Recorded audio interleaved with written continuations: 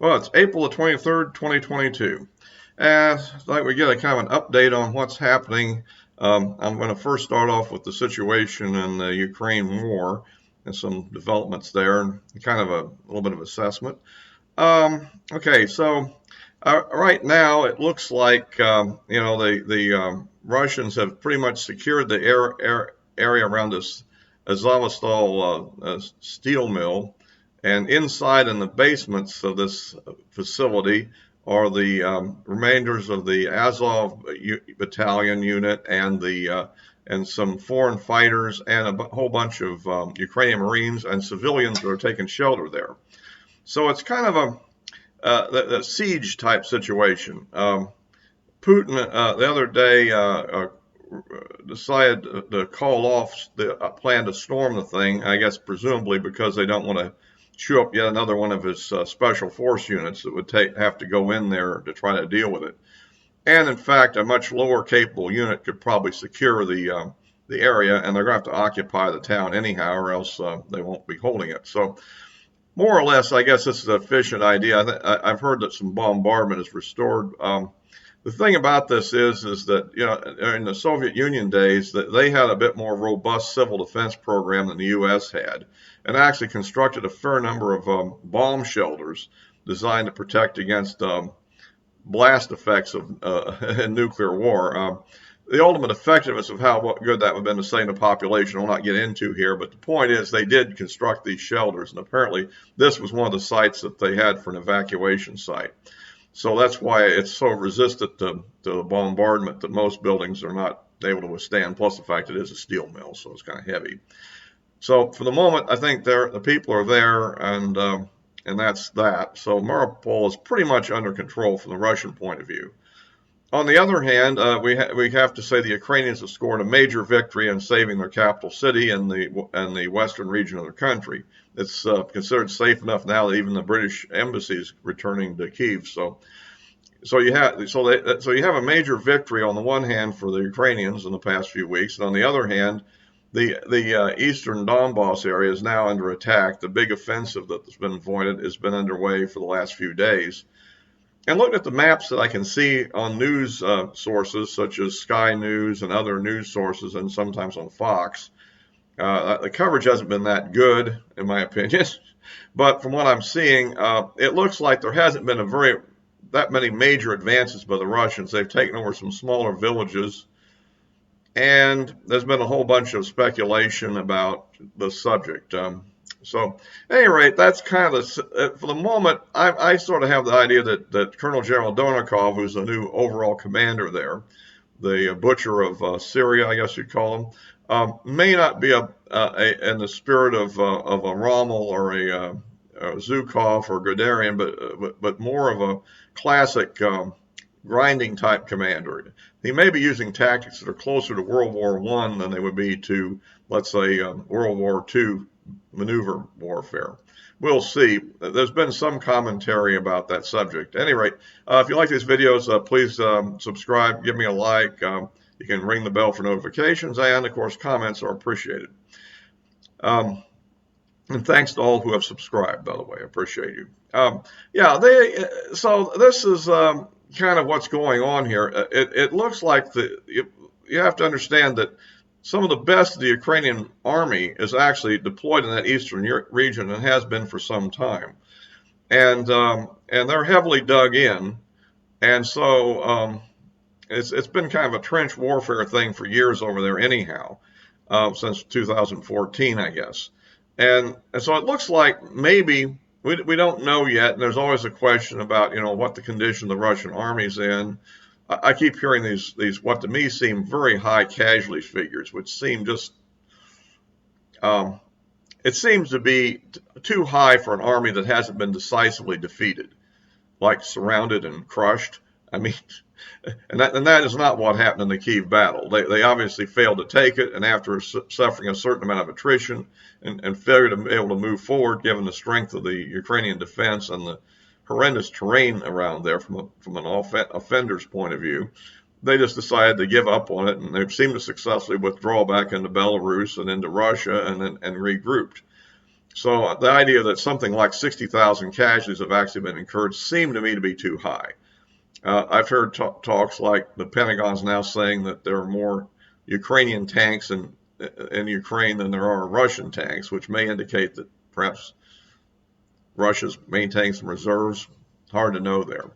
On the other hand, the U.S. is sending some high-end artillery to support the Ukrainian position. This 155 millimeter, they're calling it a howitzer. I guess technically we're calling it a howitzer.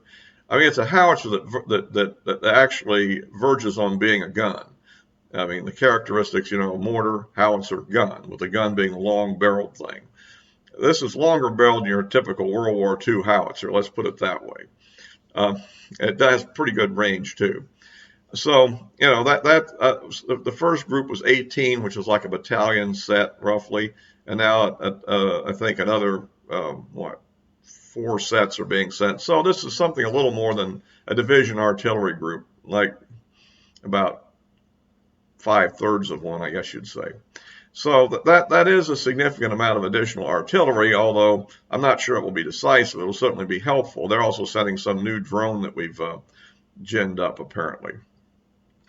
So that's kind of the situation. We'll have to follow what happens. But I'm kind of looking at these latest claims where some spokesman from Russia the other day said their objective was to go all the way to Moldova, to basically conquer the whole coastline of the Black Sea, and then go into that neighboring region, which is right next to Romania.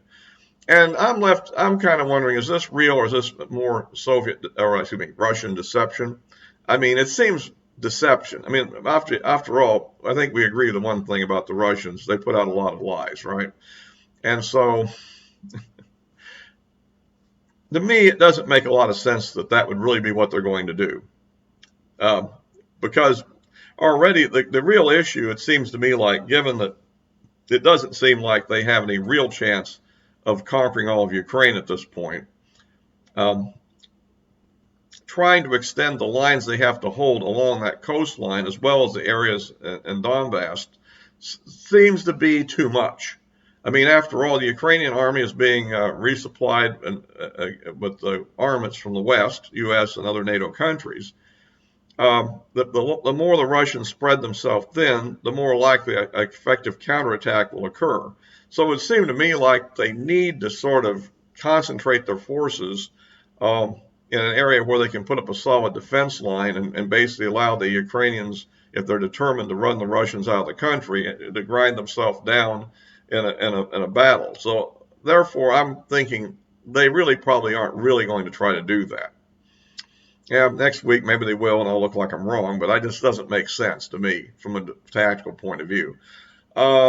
And so that's one thing about it. And also there's a clear deceptive purpose of claiming that is to try to tie down Ukrainian troops to defend against that eventuality, which then does not materialize. And I think that's the other probable motivation of that statement. And so I guess I'm beginning to look increasingly to the idea of just a slow-moving, artillery and armor and infantry type advance to try to reduce the Ukrainian defense lines in the east, and to try to push them out of the areas that have been claimed by the Russian, what do you want to call them, separatist regimes, and to establish a defense line there, and basically to wear the Ukrainians down till they finally get a ceasefire. I mean, as of the last version, the only purpose of the Ukrainians seem to be the most intransigent in one sense, that they since they're unwilling to negotiate at all on territory, and since the Russians are clearly about territory, it doesn't seem like there's going to be an agreement until there's a decisive outcome of some sort. And it's dubious to me that the Ukrainians can actually deliver a decisive outcome, and with all the help that they are getting from the West, it's becoming less likely that the Russians can either. So my earlier statements in previous videos, I kind of see this thing eventually ending in kind of a stalemate at some point, where a certain force equilibrium occurs, and then they just punch at each other until at some point maybe people finally tire of the losses. So that's kind of my assessment of the conflict. Another sidelight on this is I was seeing an article the other day that the kind of commentary that that you're getting on the Russian official state TV, where people are making light of the idea of launching nuclear attacks on the continental United States, and referring to their new Sarmak missile, or the one that NATO is dubbing Satan II, the successor of the SS-18. Well, and pointing out how it could destroy all of New York, which it probably could with 10 warheads in the 500 to 750 kiloton range, depending on whose belief you have on that. That probably would be able enough to do something of that sort. Well,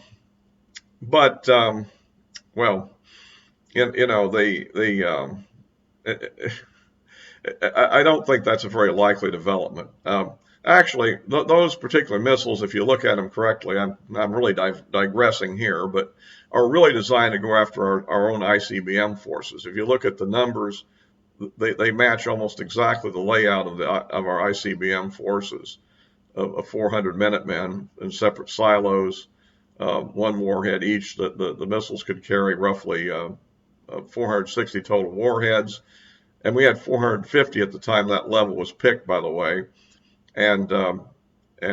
So right now you could put one warhead against each Minuteman silo, one against each launch control center, and then you'd have to save a few more to hit the wing command base structure and the wing command control centers. So it's clearly oriented as a counter-force weapon, I think, against the U.S. Strategic forces. However, such an attack would face the question of how effective it would be. I don't think anything like this is likely to happen, but that is probably part of their war plans. Similarly, our Minuteman force could pretty effectively attack their silo-housed missiles also. So it looks like years of pushing for strategic stability on the part of arms controllers has actually created a system that's not that stable, really. But anyhow, but I think it's just kind of interesting that the kind of, I guess this is trying to build up a sense of bravado in the Russian public or something. I don't see that sort of thing happening. But there is a whole risk that I can still point back the possibility of tactical nuclear warfare in Ukraine is a possibility, and that's something, to consider, because, and I think there you're talking about something to the effect that we have pretty much eliminated the bulk of our tactical nuclear weapons except for the B-61 gravity bombs. And the Russians have actually keep a fair amount of this stuff, something on the order of 2,000 warheads of it, including artillery shells that can be fired from cannons and missile warheads for short-range missiles, as well as gravity bombs for their fighter bombers. So that is a possibility, but again, I don't see them going to that unless they really have a major reverse and are trying to prevent an actual defeat, which leads to the other point that I've often had, that the Ukrainian and NATO objective should not be literally to completely defeat the Russians, but to simply stalemate them. If you really threaten to actually humiliate the Russian military, that's when these kind of escalations could really occur. And that's the point I have on that issue. Well, getting away from the war, this Representative Marjorie Greene, who's a Congress lady from a district in Georgia, apparently the Democrats are trying to get her disqualified to run for office based on an insurrection provision in the 14th Amendment passed at the end of the Civil War, which was designed to prevent members of the former members of the Congress from the secessionary states reclaiming their seats in Congress after the war and the surrender of the South, and also probably, at any rate, they're trying to use this insurrection rhetoric that the Democrats have been propounding to go after not only her but other members of Congress. They lost a ruling in Arizona on this, and in Georgia they have I think a bit more favorable. I think they have a pretty leftist judge that they've lucked out to pick for this case. Somehow these are supposed to be random, but I guess it is. For any rate, I'll get into that. But we all know that she made a lot of wild comments, but I don't think they can really seriously prove that she was involved in any insurrection. But at any rate, this is being pursued by the Democrats. And remember, the ultimate objective is trying to disqualify over 100 members of the House with this kind of tactic. Probably if one judge rules in favor of it, probably this will eventually go to appellate and maybe even Supreme Court level decision making. And my guess is that they'll rule against the Democrats because there really wasn't an insurrection. There was a riot, but also these Congress people, there's no evidence any of them were directly involved in any plan to actually attack the Capitol. I don't think that was their plan.